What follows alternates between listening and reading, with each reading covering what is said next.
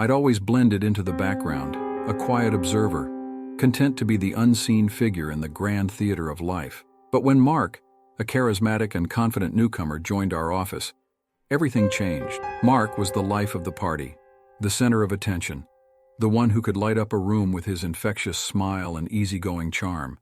He was everything I wasn't. One evening, as I was walking home from work, I spotted Mark across the street, deep in conversation with a woman whose back was turned towards me. As I drew closer, a jolt of recognition coursed through me. The woman Mark was speaking to was none other than myself, or rather an older, slightly worn-down version of me, but still undeniably me. The resemblance was uncanny, sending a shiver down my spine. My heart pounded in my chest as I realized the implications of this chilling encounter. Was it a trick of the light? A hallucination brought on by my growing obsession with Mark?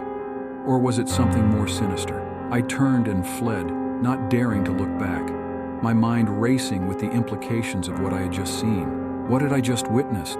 The image of that older, more confident version of myself haunted my dreams, casting a shadow over my thoughts and actions. I couldn't shake the feeling that Mark, somehow, represented a future version of myself, a future I didn't recognize or want. I tried to dismiss the encounter as a product of my imagination, but the image of that older woman persisted, my reflection yet not quite me. I felt like she was watching me, judging me, taunting me with the potential I had been too afraid to embrace. As time went on, I found myself becoming more assertive, more outgoing, more like Mark. I was drawn to the other side within myself, the part that craved attention and approval. The transformation was gradual, subtle at first, but then it accelerated. I started dressing more provocatively, changing my hairstyle, and even altering my mannerisms. I was becoming someone else. I felt a sense of liberation, a thrill of power as I stepped out of my comfort zone, something I had always wished for. But the change was not without its consequences. I became more impulsive, more reckless, more prone to making questionable choices. My relationships deteriorated. My work performance suffered, and I found myself spiraling into self-destruction.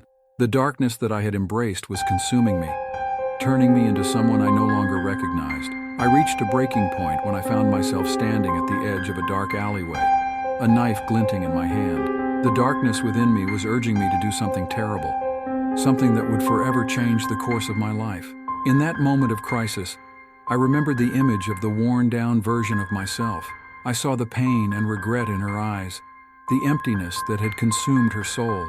Threw the knife down, the sound echoing in the silence of the alleyway. I turned and fled, running as if my life depended on it.